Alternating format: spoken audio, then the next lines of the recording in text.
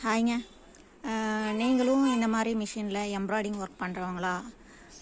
உங்களுக்கு ஃபினிஷிங்கில் உங்களுக்கு இல்லை ஸ்டிச் பண்ணும்போது அந்த துணி வந்து குத்தி எடுக்கும்போது பார்த்தீங்கன்னா அங்கே ஒரு சப்போர்ட்டு அந்த ப்ரெஷர் ஃபுட் எதுவும் இல்லையே அப்படின்னு ஃபீல் பண்ணுறீங்களா? அதுக்குன்னு தனியாக ப்ரெஷர் ஃபுட் இருக்குது. உங்களுக்கு ப்ரெஷர் ஃபுட்டு யூஸ் பண்ணும்போது வியூ கரெக்டாக செட் ஆகலை அப்படிங்கிற ஒரு கம்ப்ளைண்ட் வரும். ஆனால் நீங்கள் இந்த மாதிரி நீடில் ஸ்ப்ரிங் நீடில் வந்து யூஸ் பண்ணீங்கன்னு வச்சுக்கோங்களேன், உங்களோட ஒர்க்கில் பெரிய டிஃப்ரெண்ட்டாக நீங்கள் கண்டிப்பாக பார்ப்பீங்க. ஸ்ப்ரிங் நீடில் வந்து ஸ்டிச் பண்ணும்போது ரொம்பவே கம்ஃபர்டபுளாக இருக்கும். ஸ்டிச் பண்ணும்போது அந்த ப்ரெஷர் ஃபுட் இல்லைங்கிற அந்த கம்ப்ளைண்ட்டே உங்களுக்கு வராது. ஒர்க்லேயும் வந்து உங்களுக்கு நார்மலாக நீங்கள் தைக்கும் போது இருக்கிற ரிசல்ட் என்னவோ அதை விட 50% உங்களோட ரிசல்ட் வேல்யூ வந்து இன்க்ரீஸ் ஆகும்.